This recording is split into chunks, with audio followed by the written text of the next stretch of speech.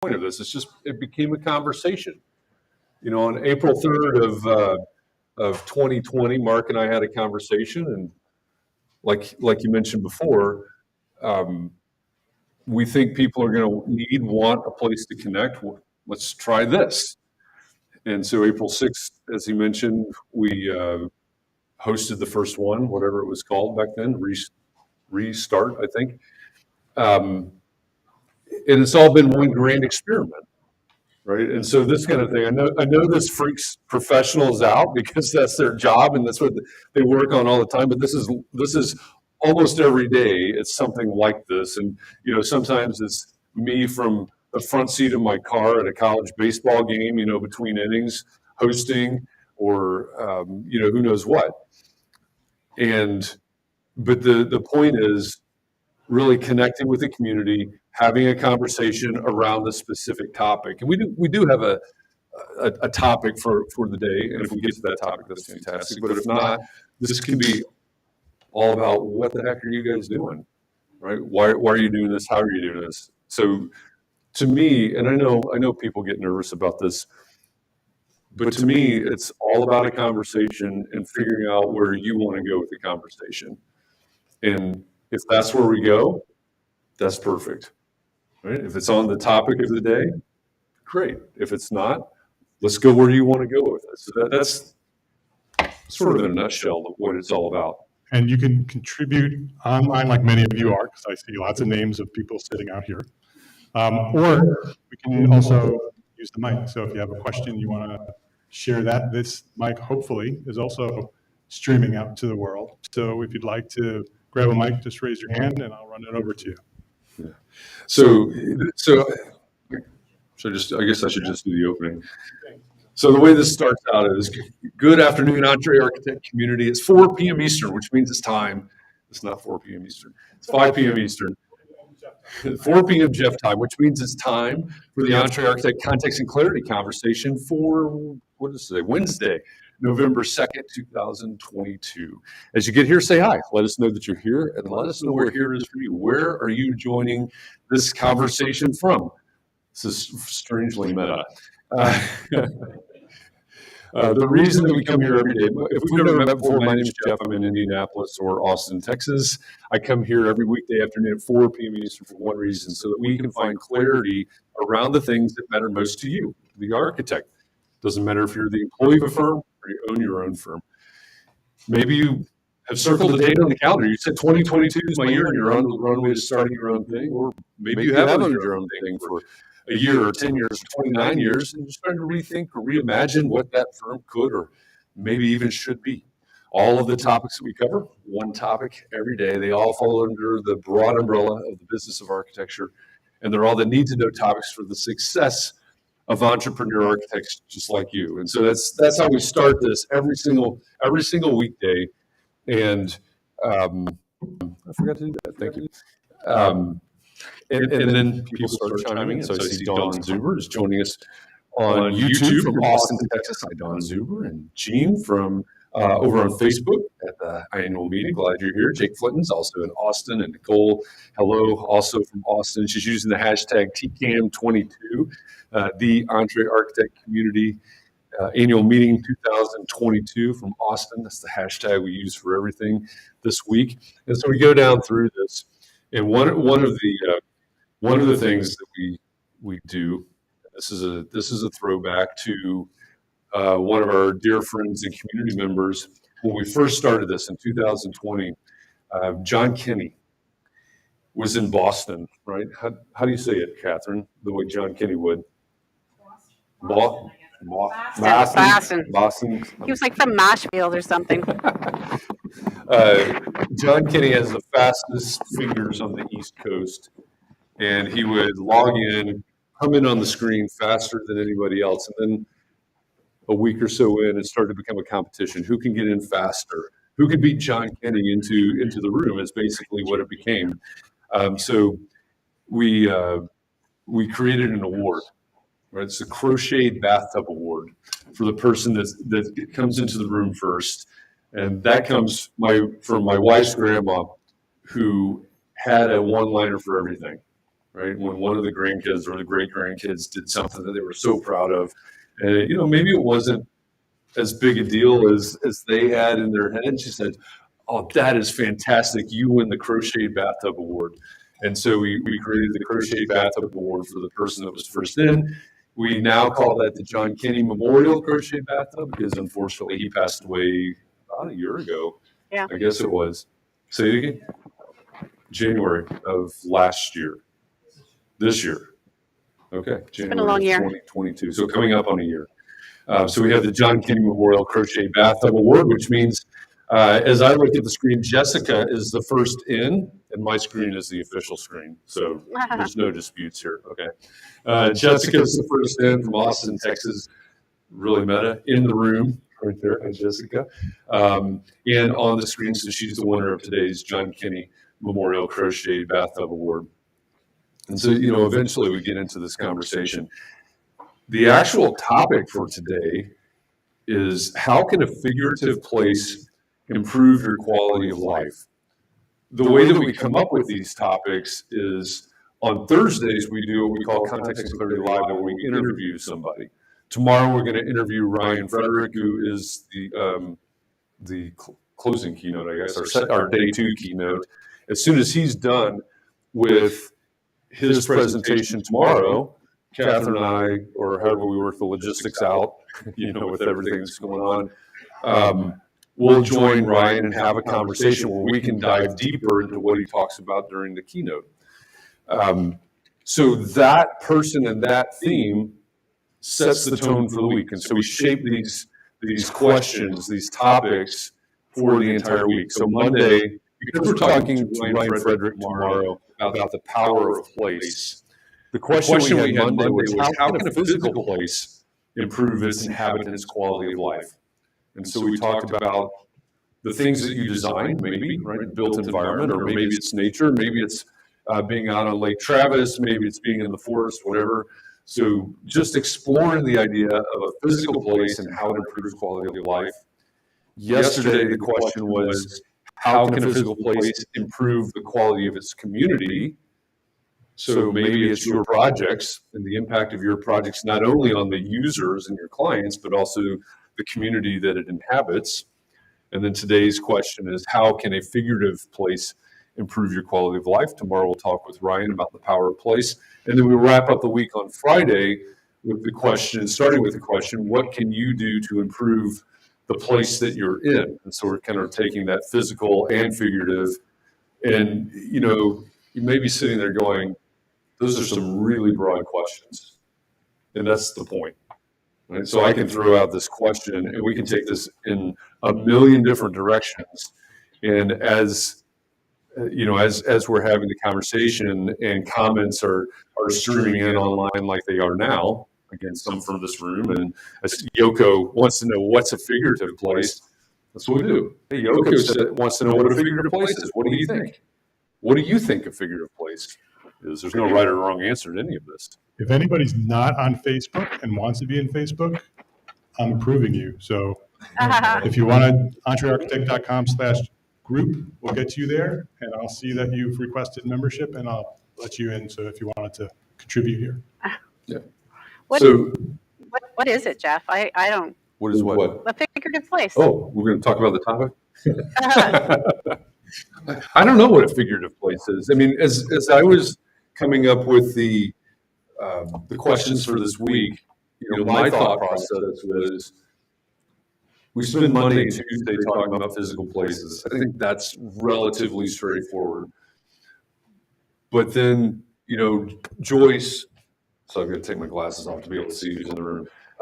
Joyce, about an hour ago or so, talked about mindset. So is mindset part of the figurative place? The place where we are in our minds. Is it a belief system? We've got a hand raised. Emily is out there with her hand raised. So my thought is, it's the place that we inhabit. Maybe it is the way that you position yourself or your firm or the people that you work with. What's Emily think? Yeah, I think a figurative place gets to the kind of experience, that you're creating. Yeah. And that can, somebody talked about, Joyce talked about meditation. I think inside of our minds we can create spaces, but then we can use that figurative space that we're creating as a starting point for the energetic or spiritual or emotional place that we want to create inside of our businesses or inside of our family system. So I think it's about setting intentions about how we want to make other people feel, and then but starting first with what we want our experience to be like. That feels like a figurative space for me. Yeah, that makes a lot of sense to me, right? You know, it's what are we creating, and maybe it's what are we creating for ourselves. What are, you know, in the context of all of you and all of your work, what are you creating for your clients? Maybe that's client experience, which I think is part of what you were talking about, part of your brand. Certainly, I'm going to give you the plug there because you're not going to do it. Well, you should, but you know, these are the types of things that we can explore. And so for those of you that are online right now and are not in the room in Austin, I should have asked this about 10 minutes ago. Hopefully you can hear us. I guess that's obvious. Yoko's answering there. So anybody else? What do you think of when we talk about figurative place? Chris says, in my mind, has been looking forward to this conference. So in a figurative place that's within a physical place, it's getting awfully meta, isn't it? Let's do it. Hey, Jeff. It seems to me like it could be more about perspective. The figurative place being the experience that people have in the built space that we create. And I think that can be vexingly out of our control, which we're not used to. The experience that someone has being here in Austin, for example, where you could be a longtime founding community member up there at the front or back here listening, analyzing, and everybody's experience is a little bit different. So I think acknowledging that we could all be in the same place, having the same experience, but all from our own perspective, and realizing that the built environment has a huge amount of impact on that, but at the same time, it can be a completely different experience because everyone's in a slightly different place in their lives, in their profession. And you can be sitting right next to somebody and have a completely different place you're coming from. Yeah. So let me throw this out there. We're talking about experience, we're talking about beliefs, we're talking about perspectives, and we go back to the starting question. And this is the question that becomes the title for every day is that's where we start, right? And that's where the exploration starts. So when we're talking about beliefs and perspectives and experiences, then go back to the question of the day is how does that impact quality of life?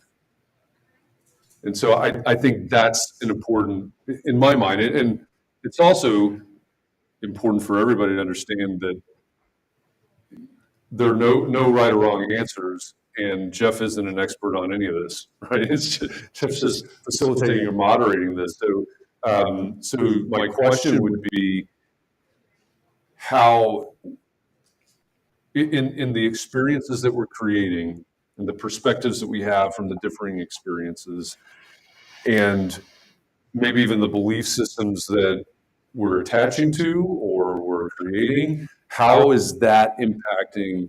Let's focus specifically on our quality of life because that's really what Joyce was talking about earlier today, right? In her keynote. So, what do you think about that? Right? I used to work with somebody that said, and I don't know where he borrowed this, but he always said, you get to decide what kind of a day you're going to have. Right? You're going to wake up, you're going to look in the mirror, you can be in a bad mood, you can be hungover, you can, whatever your situation is, you get to decide how you react to that and what you do with that. So by extension, you get to decide what kind of day you're going to have.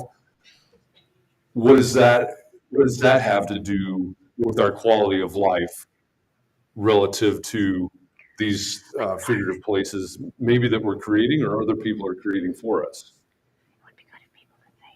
Where microphone go? Let me look at what other people are saying online here. Nicole said, would us meeting an EntreArchitect every day count as meeting in a figurative place? This is a digital place. I don't know. Maybe it is.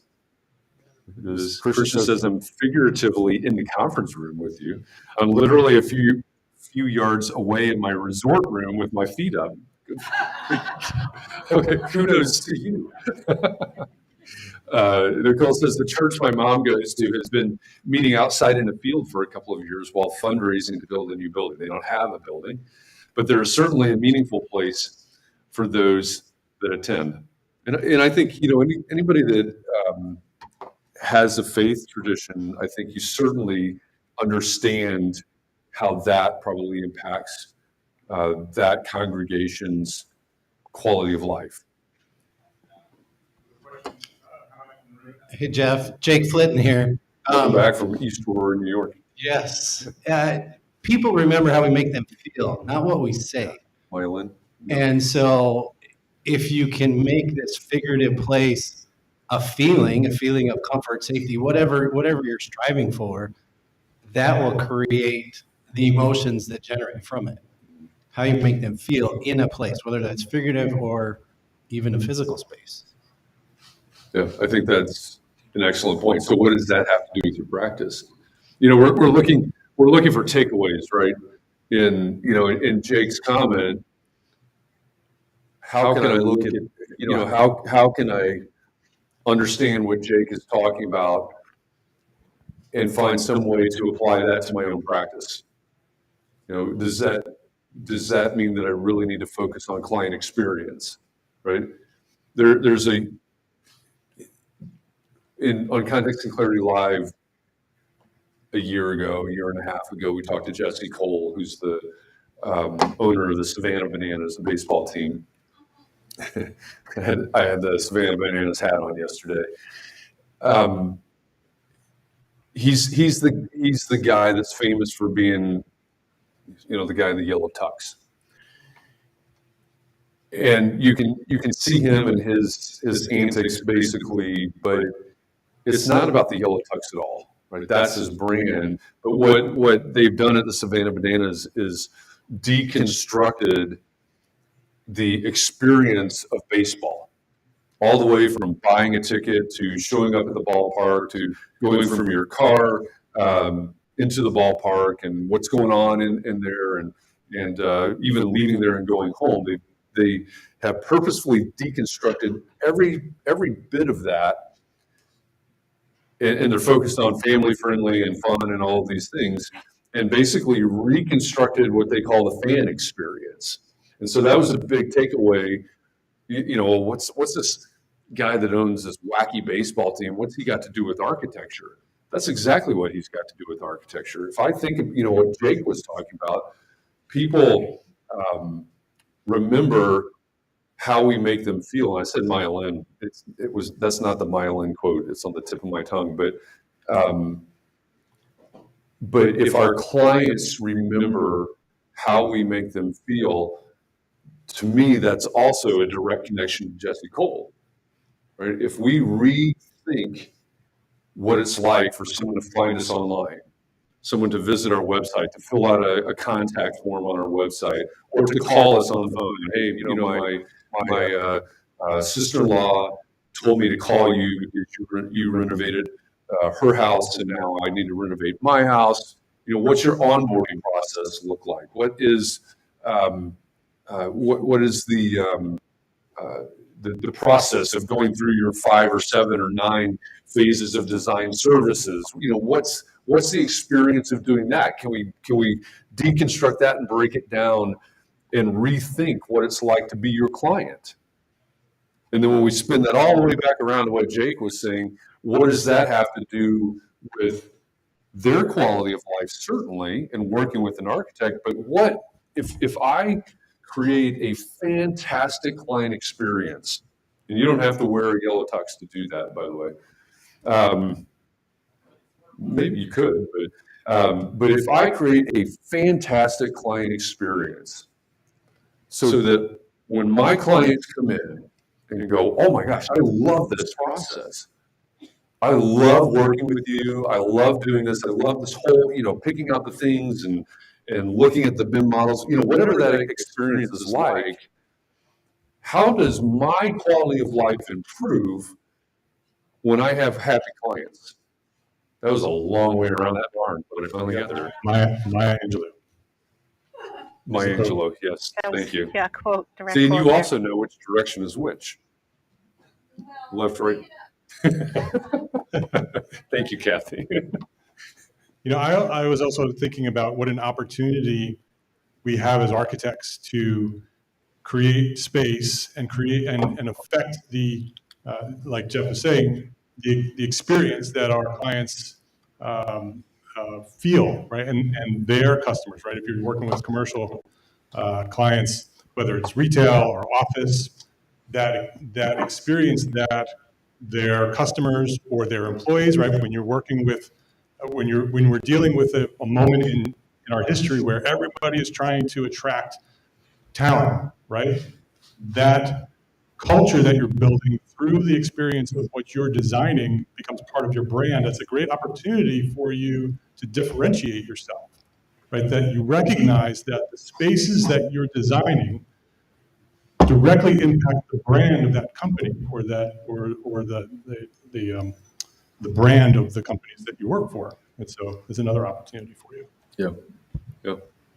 So this is kind of how it goes. We just explore these topics and, they unfold and they go all kinds of different directions.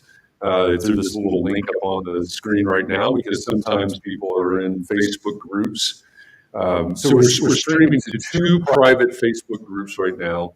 Facebook has these rules, privacy policies, which don't let because of a private group, they don't let your name, your likeness, or your comment out unless you give permission. So if you're online right now, this is weird.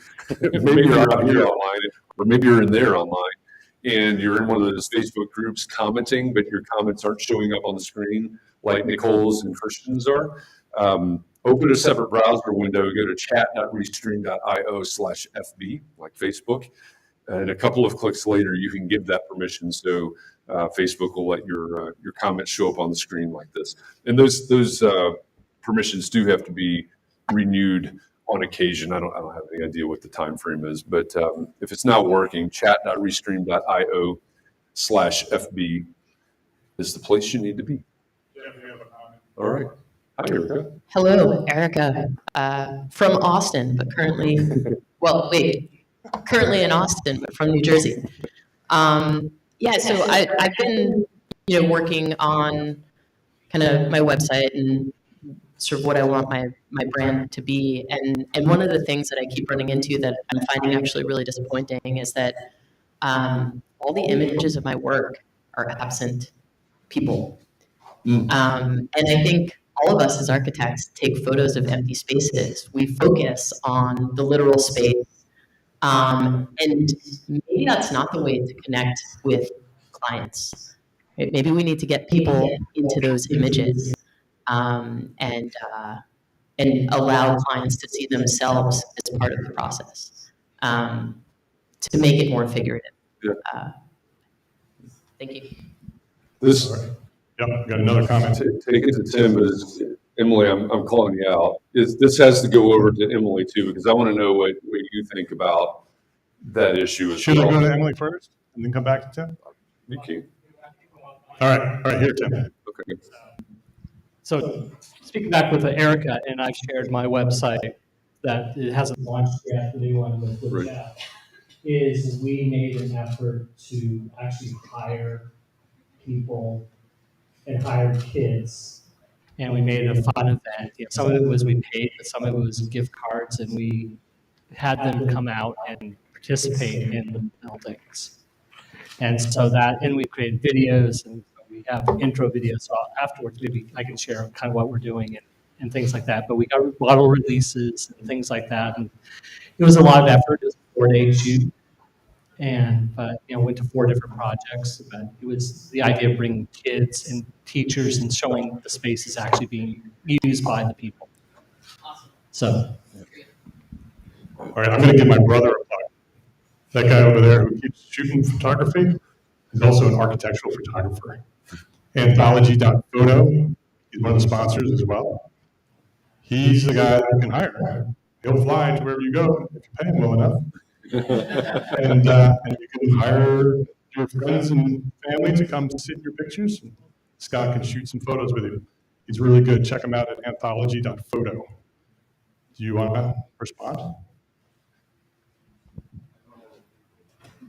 So there's lots of things that we've been taught about what's appropriate marketing. So some of those messages of like stock photos, or for you as wanting to really show off your work, right? So that stands people, because the eye is drawn to not models. Actually, it's shown that in studies we're more drawn in by normal human beings. But I would say you're absolutely correct. What you've done is smart, showing, you can allude to the figurative experience of the space if there are human beings in that space engaging and having those emotional reactions to it. And so I think that's a huge discovery. And also, the majority of people in your space won't have people on their website in the spaces, so it would be a differentiator for you to do so. We're trying to make human connections, not just sell a product or service. Nobody buys what you do, they buy the experience and the feeling that you evoke. So what better way to do that than to show, maybe it's the actual residents, or maybe it's a team of people that you hire, but in either case, I think you're on the right track. Yeah, I always think of it, along that exact same line. I always think of it as, if you have a potential client that's looking at your website, that maybe they look at your project and they go, well, what a beautiful space, but that's completely subjective, right? So can we set up those photos in a way that helps them imagine being in that space? And I think that's where the kids, or the whoever the people are that are in that space, with a nod to Donald Miller, how can I help someone imagine being part of this story? Ultimately, if we're talking about storytelling, and I think having the people in there is you're exactly right, Emily. Of course, the majority of your competition doesn't have people in their photos. So anything you can do to humanize that, right? Yeah, you're absolutely designing spaces. Well, I guess that's not exactly a valid assumption. You may be designing spaces for something besides humans, but if you're designing spaces for humans, we need to give them the ability to say, oh, I can see myself in that space. So yeah, I think that's a great question. I think it's an important topic. There you go. That's good. Hi, I'm Gary Orr. I'm from Sacramento.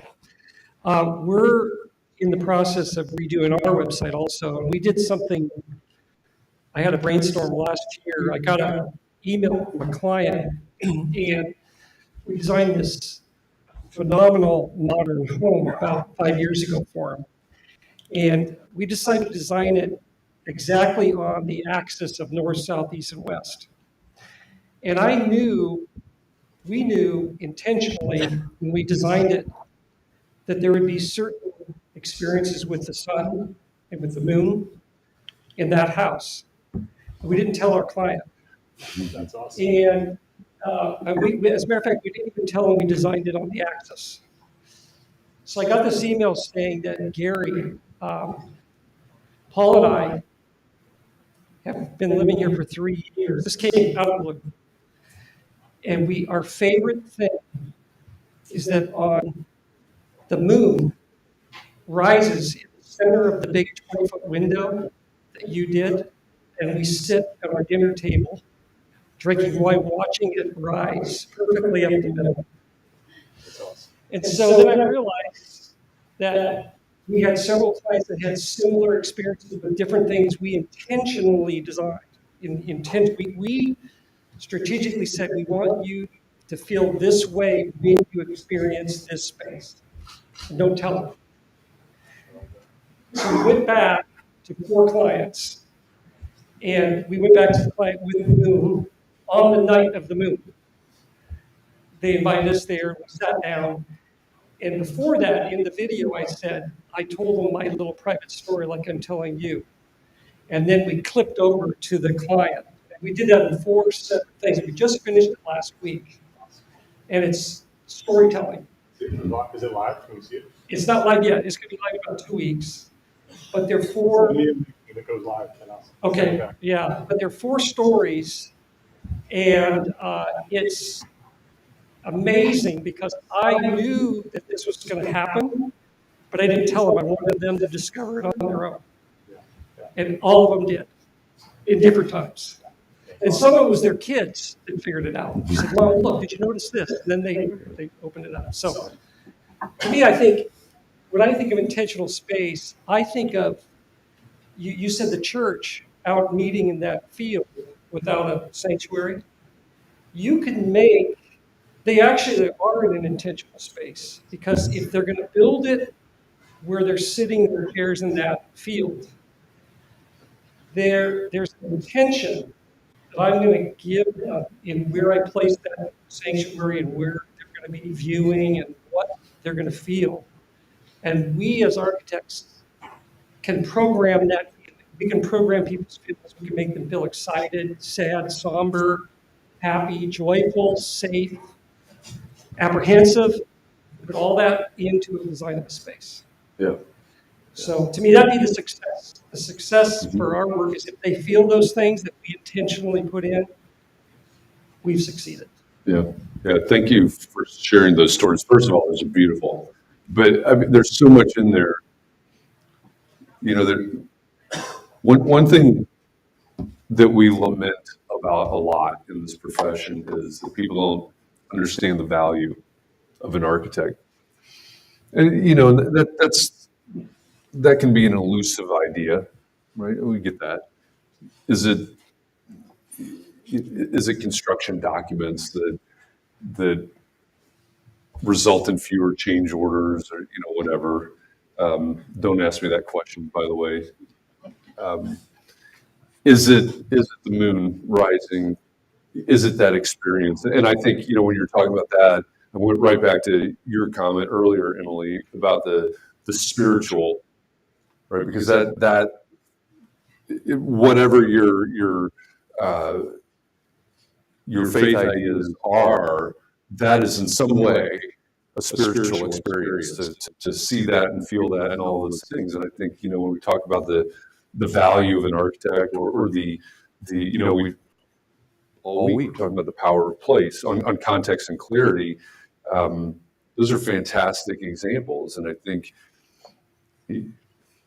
that's why a lot of you do what you do, right? And so that I'm just kind of picturing that right now. That's really amazing. So when we think about the figurative, you know, what the figurative place, I also think that what you're talking about is sort of that's the intersection, right? It's a physical place that's also, once the kid notices it, which that doesn't surprise me at all, the adults don't notice it, but the kid goes, "Oh, look at that," right? The moon's doing that. To me, that's a physical place, and then the experience of that, going back to several of the comments, that's also creating a figurative place. You know, it's that experience piece of it. It's that, where does that take my mind? Where does that take my soul when I see that, when I experience that, when that happens? So I think, you know, I love what all of you do, right? I love what you do as architects and the places that you create and the you know, the value that you create for your clients. My encouragement, this is because I get to host this every day. I get to get up on a soapbox every once in a while, so I'm going to get on the soapbox now. You have the stage. Literally. Think about those things, right? Think about the impact of what you do. You know, I don't think I have any meetings with students today, but I met with some of my grad students yesterday, and we talked about this formula that I made up, P plus S equals R. A lot of you have heard me talk about this before, but problem plus solution equals result, right? In the case of the modern house with the moon, et cetera, on the orthogonals, there's a problem. We needed a home. There's a lot of things that went into that. Maybe aesthetic considerations, certainly a program, and all those types of things. That's the problem. The solution is, hey, we designed this home. You didn't tell them some things, which I think is super cool. But you created the solution that is it's a built object. I think a lot of you, probably most of you, maybe all of you, hope that this idea that was in your head eventually comes out as some sort of built object. That's, I guess, the embodiment of the solution. But the R piece, and the P plus S equals R, it's problem plus solution equals result. The R is the result. That's what people actually value. We heard about this in Emily's talk, I think. We've heard different versions of this in several of the talks today. People, whether you call it the experience or whatever, they value the result that comes out of the thing. They value sitting in the living room with a glass of wine, watching the moon do that, exactly on that axis. So that's what I encourage all of you to think about is, what's the result of your work? And it's not the thing, right? It's not the house or the Three Dog Bakery or the museum or whatever it is. What is the result of that thing? Because that's ultimately what people actually value. And I'll step off my soapbox now. I find it amazing that it always ends up going back to branding, no matter what the topic is. And there's a reason for that, right? Because that's the fundamental, right? That's the basis of all the other things that we're working on, right? The brand, it starts with the brand. It's before the marketing, it's before the sales, it's before the financial management. It starts with the brand, which is why every time we have these conversations, very often this guy brings it back to the brand, because it's all about the brand. If you don't build the brand, the rest of it's not going to work. So I just want to point that out. You got me. And that's, I said at the beginning when Emily was coming up to the stage, apologies in advance, because these are the topics that I really geek out on. And with Emily and the Root and River work, we have a lot of alignment in our philosophies. Sorry, can't help it. I want to also remind you that if you don't want the mic, you can still comment up there through, and Jeff will read the comments. So if you're not brave enough to come up here, comment through there. This is Anybody where, want the mic? Yeah. Right. While you're thinking about that, James just got his hand up over there. So if you've never seen this before, or experienced this before, I've talked about this with a couple of different groups of people in the last day and a half. But from my point of view, we started this April 6th, I guess, of 2020.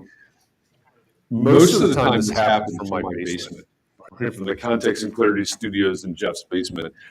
And it's so incredibly bizarre because it's me sitting here looking at myself on screen, talking to myself, as I'm looking at myself.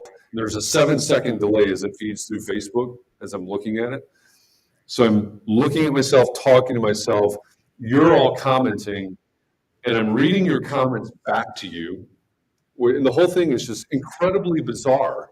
And I think it does. And, Chris has guest hosted, and Catherine hosts quite a bit. And Mandy, who's not here, Mandy Freeland, she's guest hosted before.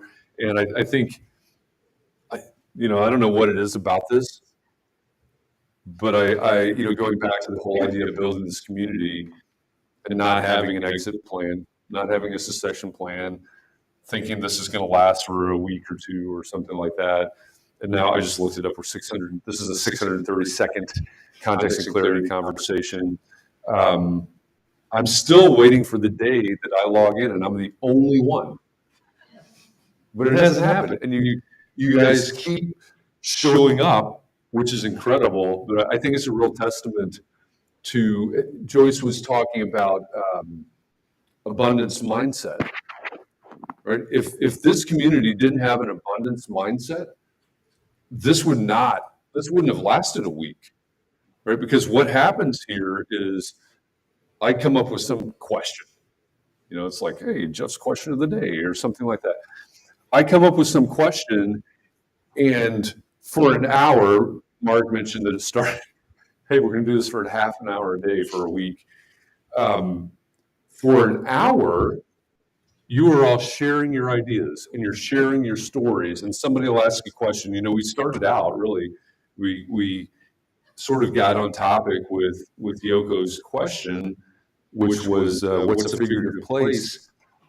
You all kind of adopt this mindset of, hey, I'm going to help everybody in this community by sharing my idea, by sharing my experience, by sharing what I do with my clients or my designs or whatever the context is.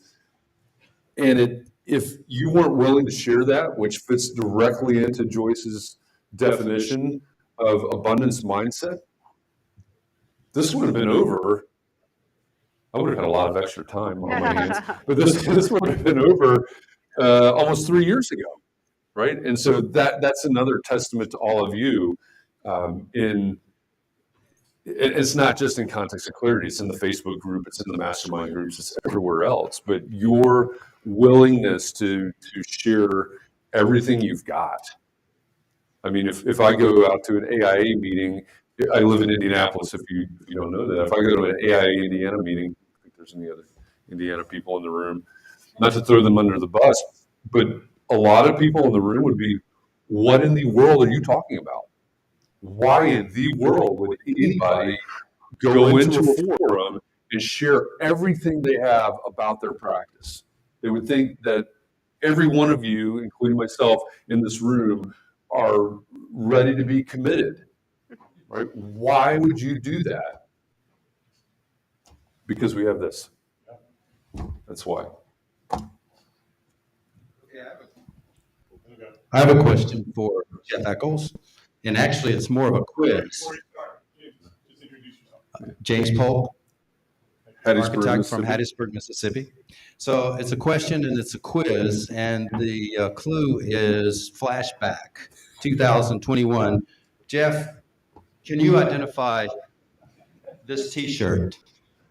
I can neither confirm or deny that I have any idea what that T-shirt is. These two T-shirts. Last year we had Ecclestock in Vermont, and I don't know if it was the embryo for this happening, but we had a great meeting last year in Vermont, and I made these silly T-shirts up, Ecclestock, and there's the image of Jeff's head on there. It's a takeoff on the Woodstock poster, the guitar headstock with the bird on it. Well, I put a mandolin headstock on it and put Jeff's head as the bird. So it was takeoff on the original Woodstock poster for Ecclestock. And last year, I ran out of T-shirts last year, and Jeff gave me money for 2 T-shirts. And being on brand, it took me forever to get them to you, but boy, is it worth it.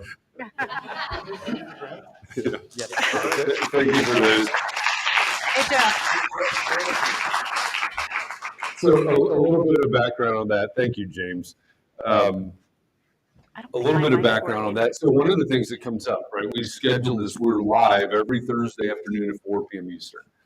And right now we're booked out with guests until I think mid-February of 2023. That's not always been the case. It takes a lot to get people lined up and scheduled for these conversations. And every once in a while, well, we've had a couple of, we had one situation this year where I think it was 3 weeks in a row we had cancellations. But so every once in a while you have cancellations for whatever reason. And sometimes they're last minute. And we go into scramble mode to figure out who's going to be our guest, because we're live, right? It's what are we going to do? Just show up and stare at the screen for an hour? We can't do that. And so we had a situation in, I guess it was 2021. Yep, it was, and that was the beginning of our get to know the community. It was, yeah. Yeah, and so we had 3 people on at once that time. And during that show, I think we say like we should all get together, and then we said, yeah, let's where? And then Jay said Vermont. As a joke, but everybody said, yeah, that's a great idea. Yeah, we should do it. And then you drew up the logo right after that, and then there's no turning back. Yeah, so James and Jay Caroli and Michelle Hodel were our three community members. It was Meet the Community or whatever we call it. I just realized who the cancellation was now. Oh, who was it? I think we should go ahead and say it. We should put yeah, we could thank them. But they said, hey, we should get together. And this is still, COVID is still going on at this point, right? We should get together. We should meet live. And then Jay is in Northern Vermont. Oh, we should meet live in Northern Vermont. And then we should call it Eccleston. Originally, we were no, this is not what we should call it at all. Originally, we were going to rebuild Jay's house because he was working on his house. We were all going to go there and build his house at his farm. That's exactly. Where That's right. Because he's got the farm in Northern Vermont and sort of Woodstock and all this. And for the longest time, I'm going, there's no way this happens, right? There's no way they pull this off. And then they keep talking about it, they keep calling it Ecclestock.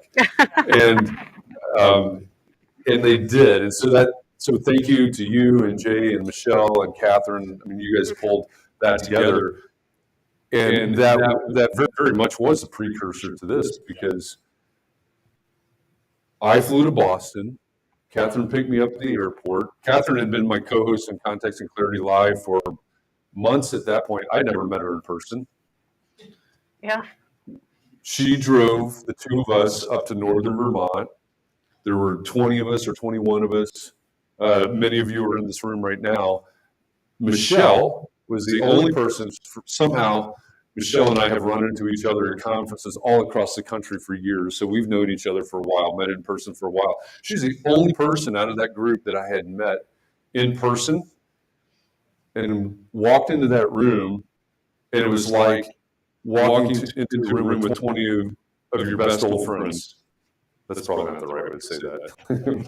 but it was amazing. And I think, going back to what I said earlier about Liz Sloan, you came up last night and you said, hey, I've met you online. That's exactly it.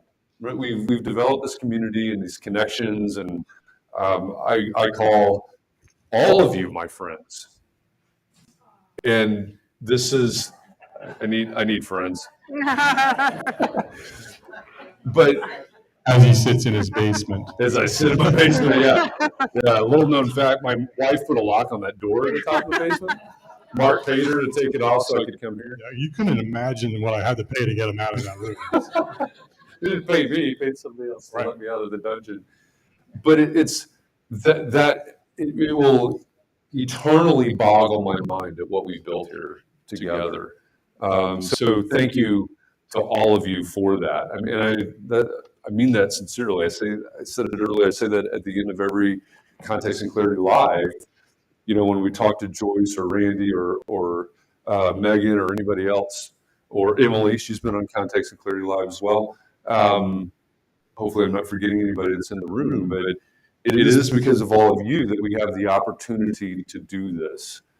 There is no way in the world that anybody would have shown up to hear me ramble on for half an hour or an hour for more than probably the first day. Right? And it's because of all of you. So Barry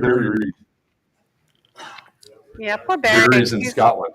So seeing Jeff without a white background is disconcerting. Yeah. Oh, and also what you're wearing is disconcerting. So the whole thing's upsetting. It is. I've got the disguise on. I don't have my black shirt on. Is Barry's birthday today? Uh-oh. You know what that means. No. Yeah, we do. Catherine is the birthday police. Well, Christian actually is. He's in his. Christian's in his room. Christian's got his feet up. Oh, but James is the. James is the. I'm not singing. I'm just saying. He's the maestro here. Here we go. Mike. Happy birthday to you. Happy birthday to you. It's short, so sing it just a little bit. Happy birthday, dear Barry. Catherine. Happy birthday to and many more. So So unfortunately, now what we need to do is take up a collection to send Barry new speakers for his computer.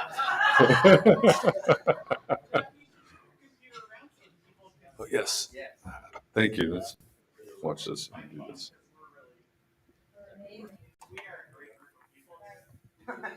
Yeah, so for everybody that's online right now that couldn't be here with us, there you go. Yeah, I think there are only This two is us people. wrapping up the first day of the EntreArchitect Community Annual Meeting.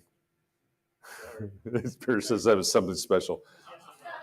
He's obviously been drinking for a while. It's, what is it, about 9 o'clock, 10 o'clock at night over there? I have to turn this around so I can read that.